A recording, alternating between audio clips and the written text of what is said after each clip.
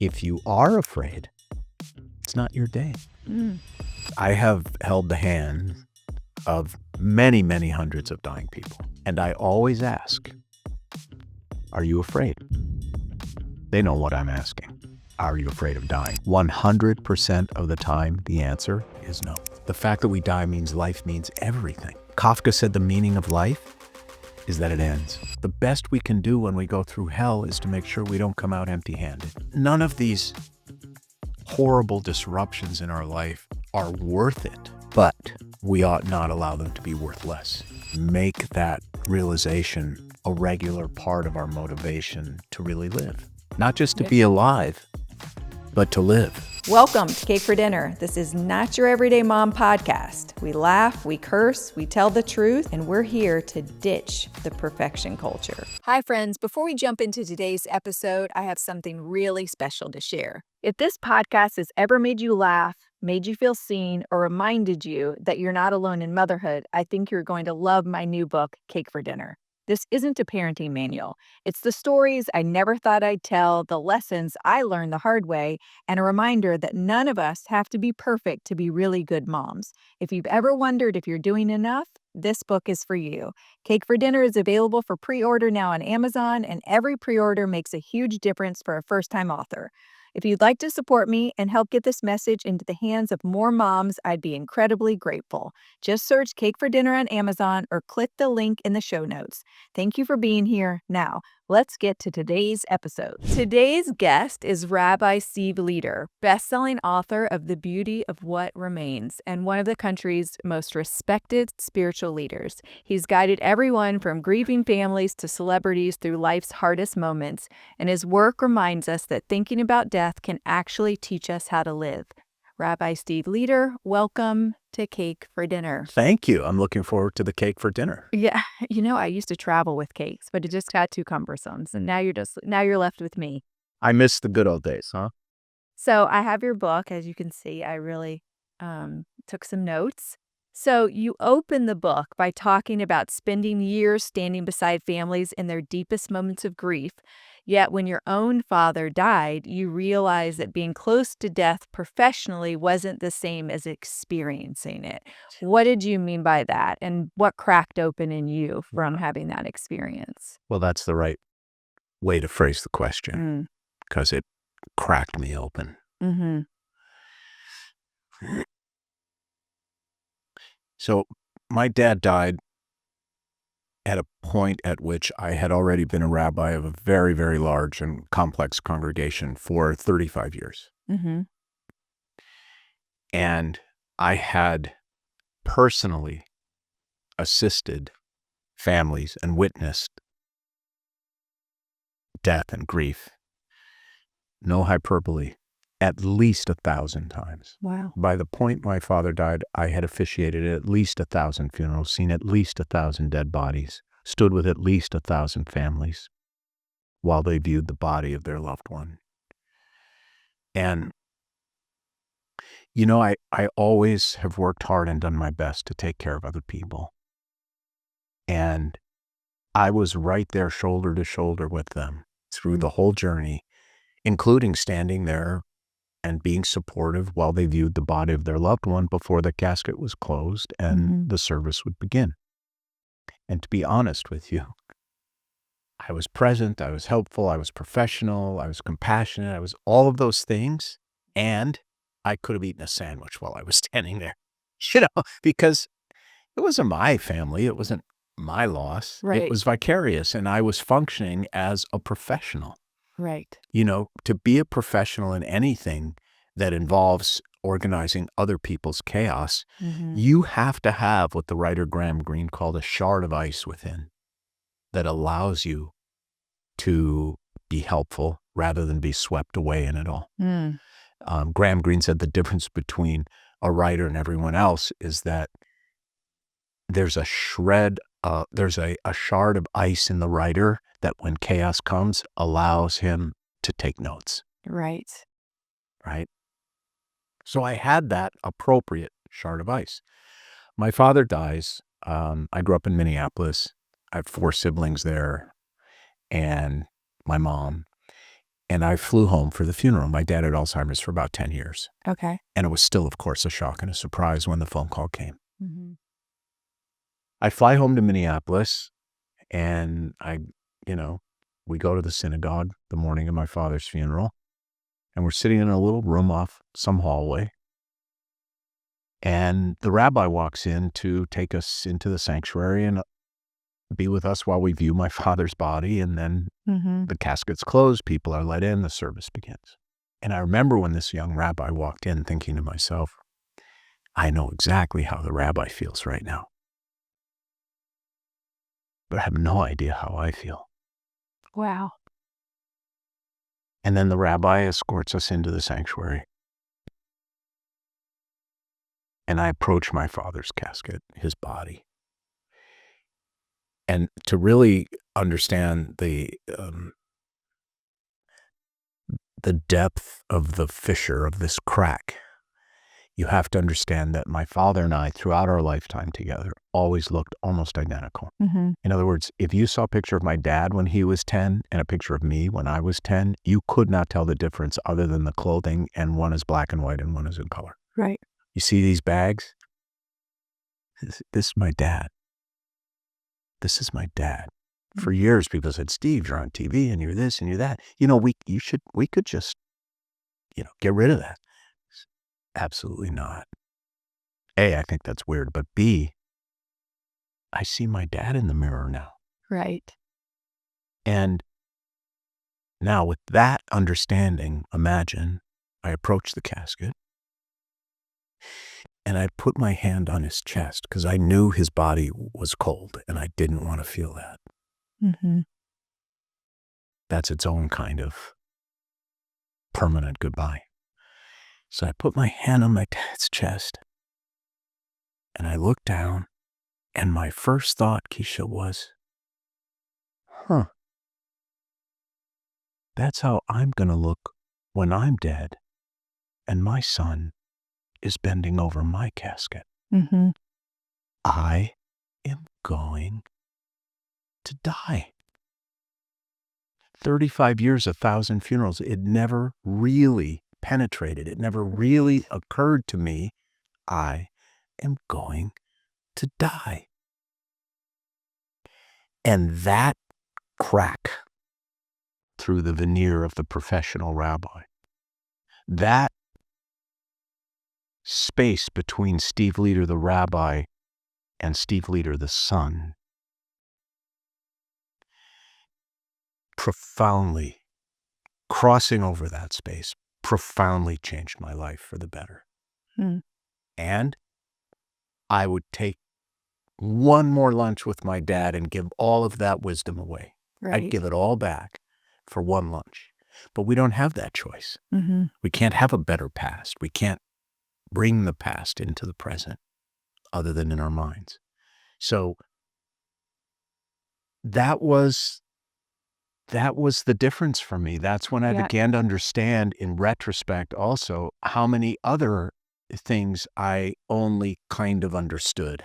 Yeah, but you don't understand what you kind of understood until you understand. Precisely. Right? Precisely. And this book was therefore framed as an apology. I loved that part in the book where you say that. I actually totally relate to it. Self-disclosure, my son, I'm sober 24 years, and my son recently got sober. That's actually one of the reasons I'm in LA. He's out here and he just got a year sober. Wow. But congratulations to you both. Thank you. Prior to that, my husband and I own a national behavioral health company, and I oversee the adolescent program. So I walk moms through treatment every single day. And I have to tell you, when I read that part in the book, I rewrote a little part in my book because I also needed to make that apology. Because although I am showing up with everything I have, or I genuinely... You have more. Now you show up with now you almost have the exact perfect missing piece. It is wild how different I show up now with a son who has struggled. It's unbelievable. One of my favorite insights and expressions is by Marshall McLuhan, the Canadian philosopher. He said, I don't know who discovered water, but it wasn't the fish. Right. We're so immersed in our own reality, Yep. we have no perspective on it. Mhm. When does a fish discover water? When it's jerked out of it at the end of a hook, Right. terrified and gasping. Wants to get back in. That's when a fish figures out water. And for us, it's And no different. appreciates Yes. water. And for us, it's no different. Mm-hmm. It's not until something really disruptive happens that we grow and we evolve. And it's not worth it. Mm. Like, I know enough about addiction to know you hit bottom. Mm-hmm. You have to, Mm-hmm. or you'll never get the help you need to Right. get better. That hitting bottom is the fish jerked out of the water. It's a necessary component to change a human being's perspective. I wish there was some other one. Mm-hmm. I wish there was something other than pain. Oh, yeah. But I always just something. Can I just get my lesson just a Yeah. smidge later? No. You know? No is the answer. Yes. And could you get it in a pleasant way? No is the answer. Mm-hmm. And this experience reminded me of a Yiddish expression, which is, a half-truth is a whole lie. And I realized after seeing my father's body and other experiences through grief that I had been doing my best, but like the fish in the water, I knew only a half-truth. Right. Which means it's a whole lie. And I made changes in my thinking and changes in the way I show up Mm-hmm. for other people based on the lesson I could only learn as a result of my father's death. Wow. Yes. So you're still I've done many funerals since my dad died. Yes. So what's different? I show up. Well, I'll tell you a few things that are different, just as examples. Mm-hmm. If I were your rabbi, let me preface this by saying the most difficult thing I ever do is help parents bury a child. There is no level of trauma. There is no gash in one's heart and soul worse, in my experience. If I were your rabbi and one of your children died, before my father died, I would have done all the things I know to do. Show up, help prepare, help you talk about the loss, manage the friends and the rest of the family. I would have done all of that and show up early to the cemetery, sit in the chapel with you, and I would have said to you, Keisha, listen, I wish I had something really smart to say right now, but this is one of those days where we're just going to put one foot in front of the other until it's over. Mm-hmm. And I'm going to be with you shoulder to shoulder. And I promise you, it won't always hurt so much. That's what I used to say. Mm-hmm. Then my dad died. And now what I say is, I promise you, it won't always hurt so often. Mm. Because when it hurts, It still hurts. it's day one. Mm. And I learned not to idealize memory. You know, clergy are full of bullshit about memory. Like, may her memory be a blessing. He'll always live on in your memories. And it's true. It's true that memory is beautiful, but it is equally true that it really, really hurts. In the book, I say it's like being caressed and spat on at the same time. That's memory. May his memory be a blessing is a half-truth. There are days it's going to be a curse because it's so painful. And so this is a whole truth about memory. I've written about this. I've spoken about it. So it changed my view of my understanding of memory. The duality of memory is now what I am aware of. I would say that also, so I'm 66 years old, and my generation was the first to be raised under the tutelage of Elizabeth Kubler-Ross when it comes to death and grief. And while her work was much more sophisticated than her titles, because her titles were always the 5 stages of, death and dying, the 5 stages of grief. While the work was more nuanced and sophisticated, the titles all implied that grief is a linear process. Right, that you're going to go through this process. You're going to go through A, B, C, D, E, and then it's over. Right. And I have found that to be, that's not even a half-truth. That's just a whole lie. A whole lie. Okay? That's Right. just not the way it is. And I grew to understand this and to replace this linear concept of grief with a wave-like concept. That's why there's a chapter called An Ocean of Grief. And all that implies, the vastness of it. Mm-hmm. But I like that because I think when you're in grief, at least in my experience, you do want to be told that there's going to be some relief. But the ocean there is still relief. Correct. It's just less frequent. It's less. So the waves come very aggressively at first and very close together. Mm-hmm. And then the sets of waves do spread out. Right. But you can have years. Right. You can have days, months, weeks, years of calm, beautiful seas, and one day your back is turned and a rogue wave of grief just rises up and takes you under. I see this at weddings, for example, where I'm officiating under the wedding canopy and everything's beautiful, and the bride's grandfather is weeping. And I know why. Because the bride's grandmother isn't there. Mm. And he's feeling it.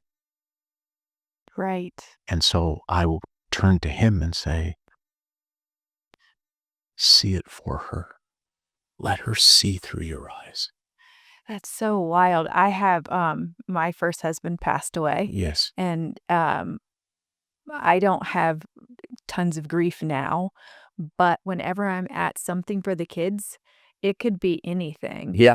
My daughter recently did a high rocks race and she's 19. He passed away a long time ago. But I'm always overcome with this moment of grief that he's missing all of these things. Yeah. To which I would say to you, like the poet Tagore, let him peer through your eyes. Man, you're going to get me on this one. Well, that's the way you honor the pain and the loss and the memory. You see it for him, which means you see it with him. Which is so much better than the perspective of feeling someone's missing, right? Because that contributes to your feelings of sadness. Yeah, I don't think the dead are missing. I think we carry them differently. Right. And they're no more missing than your DNA is missing. Right. It's not missing. It changes. It's evolving. Mm-hmm. Our bodies change. The world changes, but we're there. And now, the other part of this reassessment of grief as from linear to wave-like is I find it extremely helpful in guiding people through grief when they understand that it's a wave, because we all understand how to deal with waves. There are 2 ways. This was another big change in me, Keisha. My default setting that I was raised with when it comes to waves, frankly, by my father, who was, as you know, you read the book, not an easy person. My default setting when a wave was coming at me, it didn't matter, a wave of anxiety, a wave of hard work, a wave of change, didn't matter. My default setting was, okay, I'm going to plant my feet in the sand, I'm going to stick my chest out, and I'm going to stand up to this wave because I am more powerful than any wave. And we all know what can happen sometimes, right? Yes. And we all know the better way to deal with an oncoming wave, particularly a wave of grief, is to lie down and let it wash over you. Otherwise, you end up thrashing for air. You're thrown against the rocks. You're turned upside down like a rag in a washing machine. You're terrified. You think you might die. Right. You're getting pulled under. You're getting thrown around. The better way is to lie down. You let that wave wash over you. You honor it. And you just float with it until you can stand up again. And I find that a very helpful way to honor my grief for my dad. And I've had a few friends. You know, I'm at the age where as a rabbi, I'm burying real friends of 35, 40 years. So peers. And the beautiful thing about floating with it is also, I found, that while floating in the grief, if I reached my hand out, very often there was someone sure-footed next to me who could reach back and help lift me from that suffering. I was not much of a reach out for help guy until I was broken open in this way. Right. And the sages in the Talmud, they put it this way. I won't walk you through the whole story, but there's a story in the Talmud, the punchline of which is, the prisoner cannot free himself. There are certain things we just cannot get out of. And there's so much beauty in that too, because although, like you said, it takes being broken open, but on the other side of that, you gain so much from allowing people to help you. Yes, and the humility of grief. And you give back because people are helping and they get And I think it's important to say we ought not to overly idealize that either, because, as I've said, I'd give every insight in. I'd take the old Steve Leder back for one lunch with my dad. Right. So I don't want to idealize this pain and suffering and this disruption. I would rather there was some different ticket to entry. Right. But there isn't. And we can't have a better past. We can't go back. My dad's not coming for lunch. So I say this in the book, the best we can do when we go through hell is to make sure we don't come out empty-handed. In other words, none of these horrible disruptions in our life are worth it. But we ought not allow them to be worth less. Right.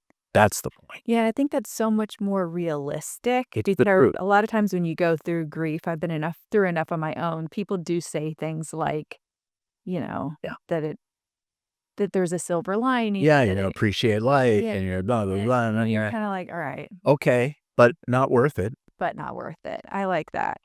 After sitting with so many people at the end of life, what have you learned about the way death changes people left behind? I've learned that the answer is not very much. So there's a German poet, Heinrich. Although it changed you a tremendous amount. I'll explain what I mean by not very much. There's a German poet, his name is Heinrich Heine, long gone. And he had a joke about the Jews. He said, the Jews are like everyone else, just more so. Which I think is just perfect. I mean, you could say it about anyone, Italians, the French, wives, children, it doesn't matter. What it acknowledges is that these very difficult challenges and changes in our lives, death doesn't give anyone a new personality. It intensifies the personality we already have. So what my father's death did was gave you and the world and me and my family a more crystalline, distillate-like, purer, deeper, better Steve Leder. But I didn't undergo some fundamental personality change. Not a lobotomy, right? Right. Yeah. I became more so. Right. Now, this is completely neutral news this can be wonderful or this can be terrible. If you have a whole beautiful, juicy, loving family before death comes to your door, you're going to have a big, whole, beautiful, juicy, loving family through the whole thing. If you have a bickering, sniping, petty, dysfunctional family in life, guess what? Same thing in death. They're not going to necessarily misbehave at the funeral, but the minute it's over, I bet you've seen a lot of that. And it doesn't surprise me, and it makes perfect sense. These things make us more so. And I find that making peace with that fact is extremely helpful for everyone. You know, people say to me, "Oh, Steve, my dad, he's on hospice. He's so mean to the nurses. He refuses to take the medicines." Well, was he always kind of crabby? Oh, the worst. I said, well, what would you expect? Well, they expected death to change everything. Right. And it doesn't. Death clarifies and deepens and crystallizes. It doesn't alter the DNA of life's experience. I like that you say it just makes it more so. Yes. This was one of my favorite parts in the book. At 15, after getting into trouble and being sent to camp, I was the troubled teen. Yeah. So I really enjoyed this. Life was boring in Minnesota. You know, what was I supposed to do? So you got in trouble, you got sent away. Yeah. Why do you think so many, no. So you got sent away. You met rabbis who were nothing like the authority figures you'd known, and you talk about how they were dressed casually. Yes. You write that it was the first time you realized someone could be both deeply respected and completely human, which I saw as almost kind of cool. Why was that realization so life-changing for you? Yeah. That was probably my I don't know why. I just loved. Yeah. I loved that made such an impact. I remember like it was yesterday. The short answer is I found my people when I went to that camp. I felt so happy for you and your mom when I read that part. Yeah. I found my people. And I never looked back. But the more specific version is I grew up at Judaism has denominations just like Christianity. And I grew up in what's called the Reform movement, which is the most liberal religiously and now politically, but back then it was sort of across the spectrum. The Reform movement.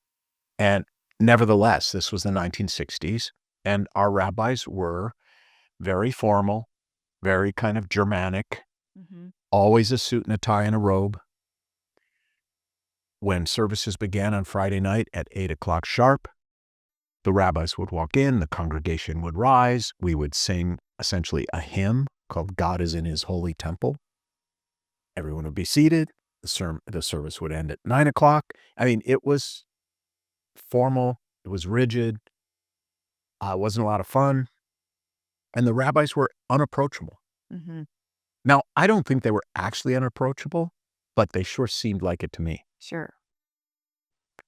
Then I go to this camp in Wisconsin, this Jewish summer camp, and I get off the bus and I see this bunch of rabbis in shorts and T-shirts, and I saw rabbis who could throw a baseball and who could hit a baseball and who were, in quotes, normal.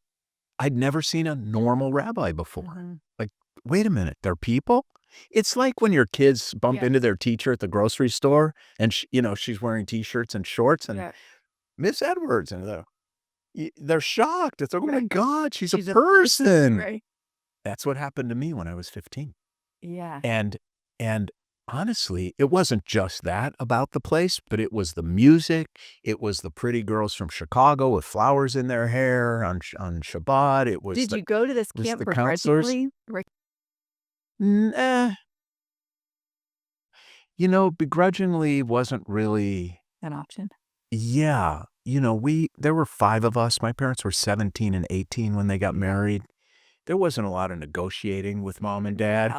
There wasn't a lot of nuance.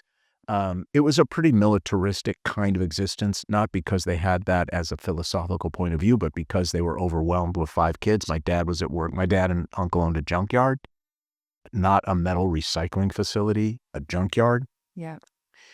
Neither of my parents went to college. They were just completely overwhelmed. And so we had rules and we followed them. And if you were going to camp, you were going to camp. Yes.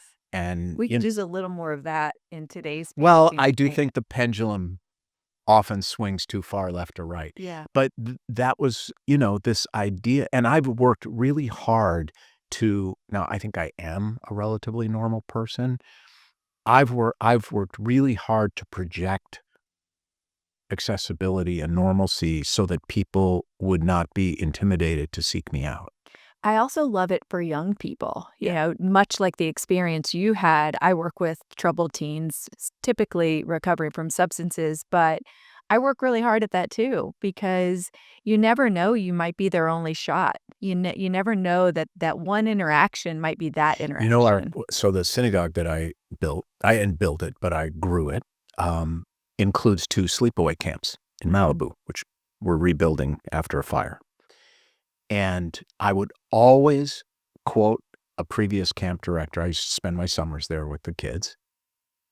I would always say during staff orientation week, you never know when you're going to touch the life of a child. It's so true. So be on. Be excellent. Yes. And be a good example always. And very often you don't know. When I was 15, I was a wild, wild teenager. I also played basketball, and I had this basketball coach. And back then it was different. I think he drove me home from school once. It was just very different. And he just, for whatever reason, just took me under his wing and loved me. And I was very difficult and often in trouble. I think I had detention every single day. But he saw something else. Saw something else. And when I got sober, I tapped into the something else he saw. He really believed in me as a young person. And I credit him for so much of my graduating, at least. I credit these young rabbis from Chicago and wherever else. And what I realized later was these are the guys who went to rabbinical school to avoid Vietnam. So they were normal. They were normal. If you know what I mean. Yeah. Like, they weren't drawn to the seminary by God. They were drawn by not wanting to go get killed. Yeah. Maybe that was God. Maybe, yeah. But these were all, deferment rabbis. Yeah. And that's super cool, though. Yeah. I actually they named the gym after my basketball coach. Believe it or not, he's still there. I'm 52. Wow. Have you ever articulated your gratitude? Maybe not as much as I do out loud to other people. You got to have them on your podcast. Oh. You have to. Recently they named the gym after him and they asked me to come and give a speech. And it was one of the most meaningful things I've ever done. You may edit this out. I don't care. I'm going to tell you something that's very, very powerful and moving. I want to make a TV show out of this someday. I've done a bunch of segments for the Today Show, and I did one of them called A Gratitude Visit. A gratitude visit is, it originated with the Martin Seligman, who was the father of positive psychology. He was at Penn, and he would treat patients with depression. And one of the treatments that he prescribed was a gratitude visit. So the patient's obligation was to think of someone who really changed their life in a positive way that they had never really fully or properly thanked. Write a 300-word letter to that person. Go to that person's home unannounced. Knock on the door. And when the door opens, read the letter. And what did Seligman discover? The day after, a week after, a month after, a year after, the patients were less depressed. Expressing gratitude is an extraordinarily uplifting experience. I believe it. And what's interesting? In Alcoholics Anonymous, they have this process where you go back and basically make amends to people, which I did very thoroughly.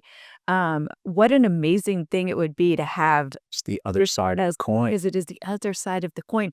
And such an important side of the coin. And elevating for everybody's crying at these things. So I did one for the Today Show. It was a mother and daughter, both of whom had cancer, both of whom were cared for by husband and father. And they wrote gratitude letters to their father and husband. I am going to do this when I get home. It is a remarkable experience for everyone. So you got to do that or have him on the show. Have him on the show. Coach John Jones. There you go. JJ. JJ. Light-changing stuff, really. So the stories of Lionel and Terry stayed with me because they seem to represent the kind of people who leave fingerprints on our lives, kind of like Coach Jones. What do you think makes certain people unforgettable? In a good way or a bad way? A good way. Yeah. Okay.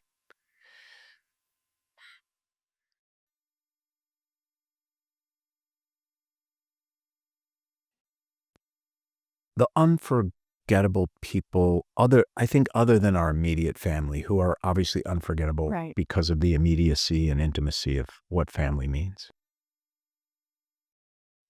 But beyond that, I would say they are people who lived for others and causes beyond themselves.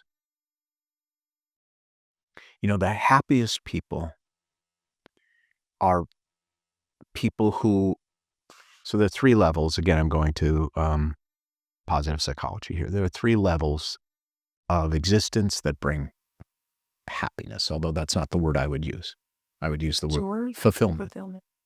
The first is like Maslowian. You got to be able to feed and protect and clothe yourself and your family.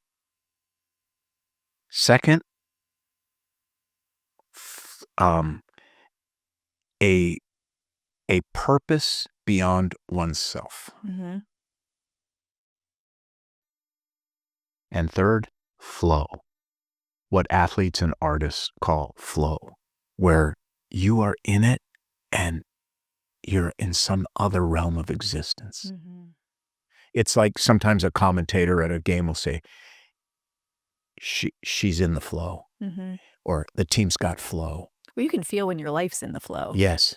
And when your skills are in the flow. Now, to have flow, I reverse them. It's flow second, and it's meaning and purpose beyond oneself third.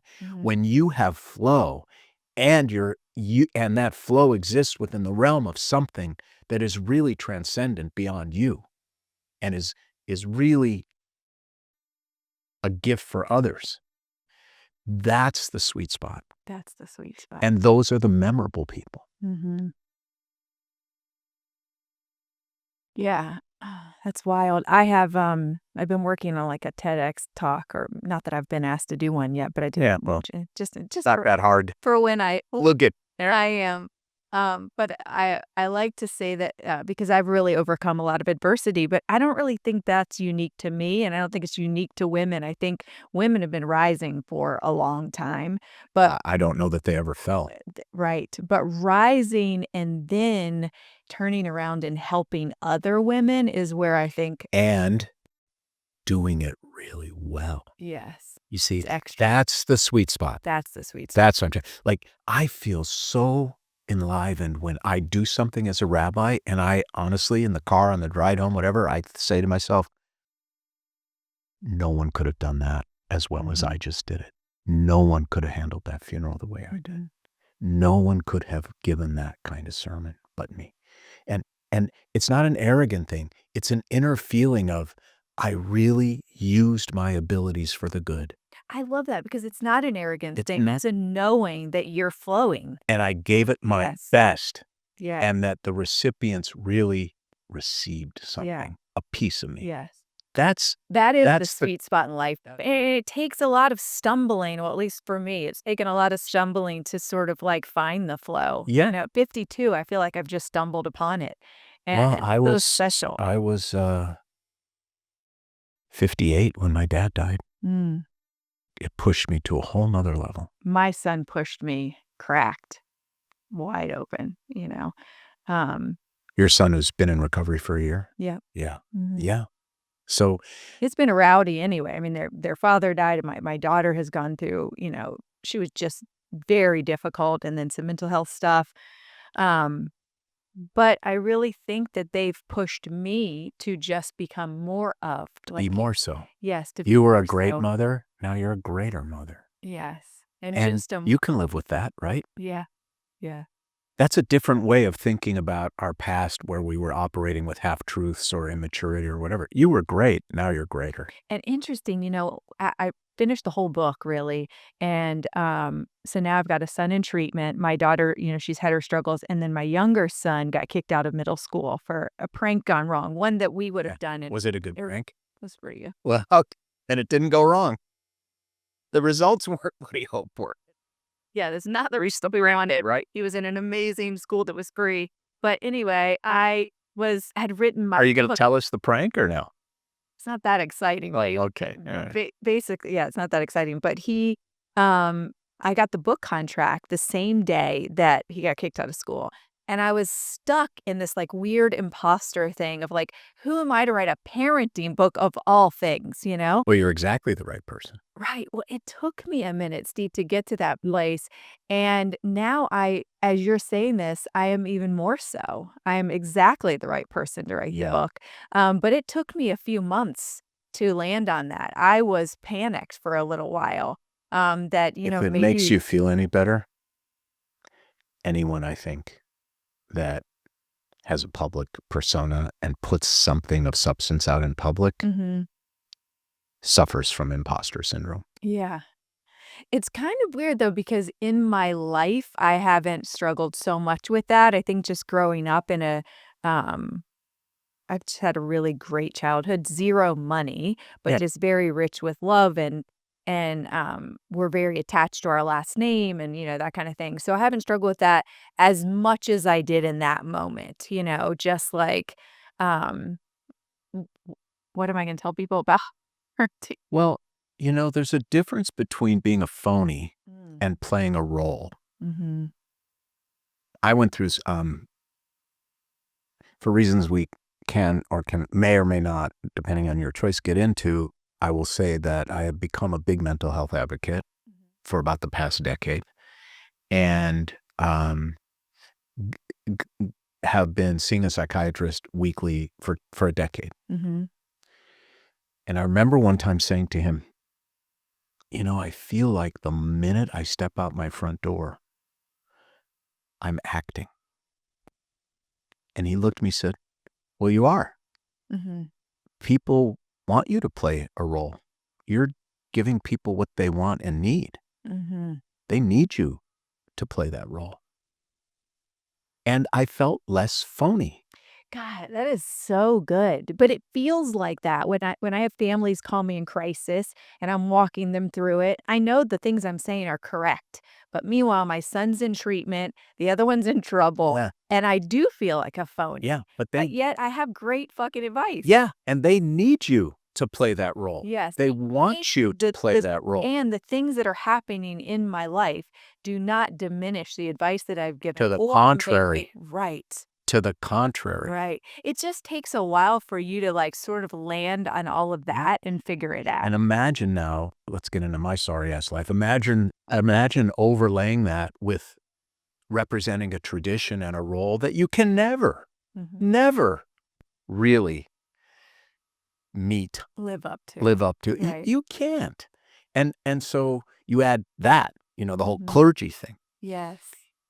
and it can make you crazy, bitter Right. and crazy until you grasp that you are not a person to That that. should be your next book. I'll tell you what my next book's going to be in a second. That is a good one. But you are a symbolic exemplar. Right. You're not a person. You are a walking symbol that people need in their life and that people will project their own issues onto. Right. You're the screen. You're not the movie. Right. And until you realize and understand that and make peace with that, it makes you It's crazy. uncomfortable. Makes you crazy. I took all of that. Once I sort of sat with it. I let the wave wash over me. I sat with it for a while. And then I woke up one day and I said, I know exactly what I'm going to do. And I wrote the prologue to the book and I wrote that story. Yeah, there you go. And there you go. You have to winter, Ye- and then you wake up. I was a little nervous I wasn't going to wake up from that one. Yeah. You write that if you live to 75, you only have about 1,000 Sundays left. Right. What has that realization taught you about how to spend your life? Yeah. Well, look, we all have to live with some degree of denial of death or we can't get through the day. Because, again, here's another duality that death reveals. The fact that we die means that our lives mean nothing. And the fact that we die means that our lives mean everything. The fact that we die means life means nothing. The fact that we die means life means everything. Right. Right? Kafka said the meaning of life is that it ends. Now, no one can live with that constantly front of mind. Right. Because it's paralyzing. And you never know which side of the duality, it means nothing or it means everything, you're going to be in, right? Or on, which side you're on. Most of us live, like, I think about dualities like this dichotomous tension holding up a wire, and we live on the wire between these 2 points of tension. But what theologians and, people with PhDs, the way they frame it is all of religion is ultimately about our finitude, that we're finite, that we're going to die. That moment in front of my father's body was that I am going to die. There's a phrase that I learned from a hospice provider not that long ago. I was on a panel in Chicago, and she was one of the panelists, and her husband, who was a physician, died of cancer.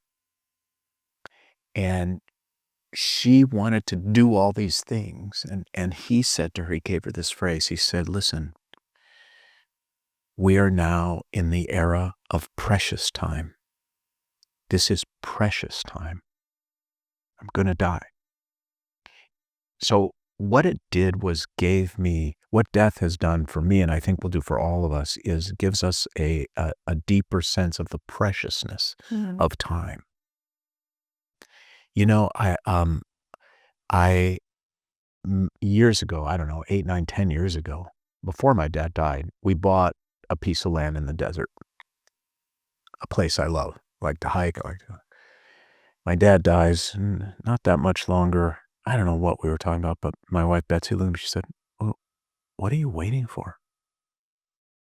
Build the cabin. Well, what are you waiting for? Now, before my dad died, I would have given her a list the length of my arm about what I was waiting for. Mortgage rates and the right architect and the right this and is it the right thing and I know the kids. But after my dad died, she was right. She was right. What was I waiting for? And so it's impossible to be fully cognizant of our mortality, but it is possible to acknowledge it and make that realization a regular part of our motivation to really live. Not just to be alive, but to live. Yeah. I love that perspective. And you really feel that in the book. Well, I could literally talk to you all day. Same. No, you're the real thing. Thank you. If someone's listening right now and they're grieving, anticipating a loss, or facing a serious illness themselves, what would you want them to know about death?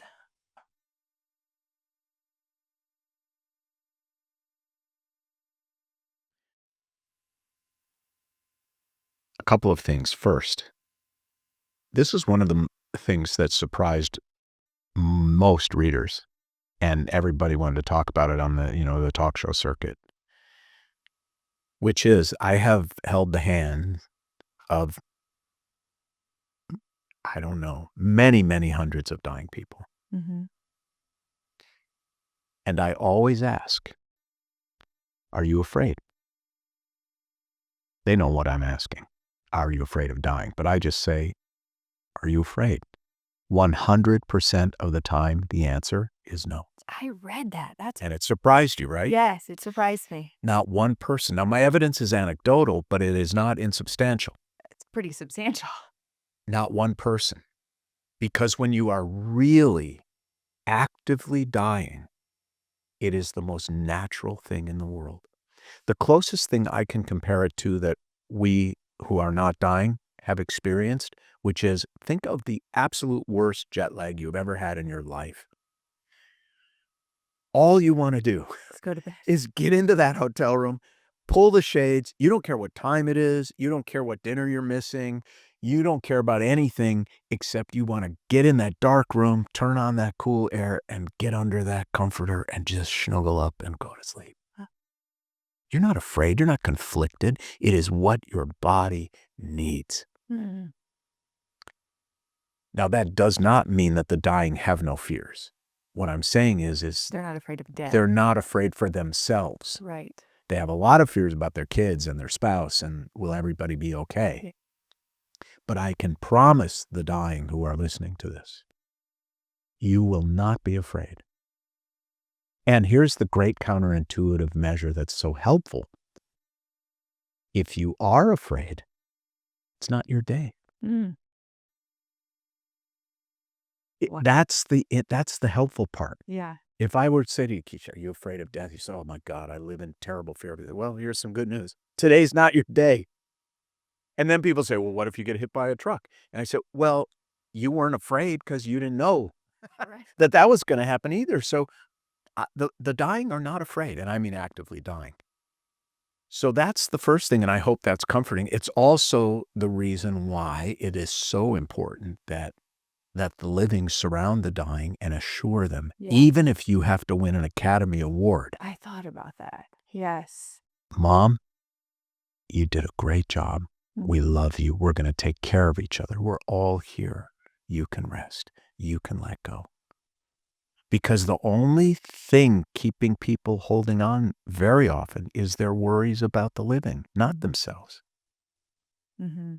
And so that would be, like, I think that's an extremely honest and comforting fact, really, that I wish more people knew. I love that. And I think that will help so many people. I really hope people get this book. I'm sending this to everybody. I honestly am so grateful you came. This is what I think my favorite podcast. Well, I really loved it. Honored to be asked. I think it's so important. If someone that listens to this and they want to find the book, they want to learn more about you, where are you? Where's it easy? The books are find you? all over Amazon. Yep. And I'll link them on the show. Thanks. That's great. And I am spending most of my public facing time now that's on Instagram. Okay. So I've started a little series. Oh, my Instagram is @Steve_Leder, Leder. Okay. The latest thing I'm doing is a series called Preach, where I invite. Love it. Do you know about it? Yeah. Have you watched it? So you know. So I do my research. yeah, great. That's great. So that's going really well. And how People love it. It's become a big celebrity thing. I saw Maria Shriver and all. Yeah, these like people. they're eating it up. It's like, do one for me. Here's my question. Yeah. People are sending me vids. And so basically what I'm doing is creating 90-second sermons in response to people's questions and concerns. Yeah. So if you guys have questions, concerns, or anything you want, Reach out to me on Instagram. Preach. I got you. Send it to him. Preach. Yeah, I love it. Well, thank you so much for It's an coming. honor. Thank you for the work you do. You rescue and help an awful lot of people. Thank you.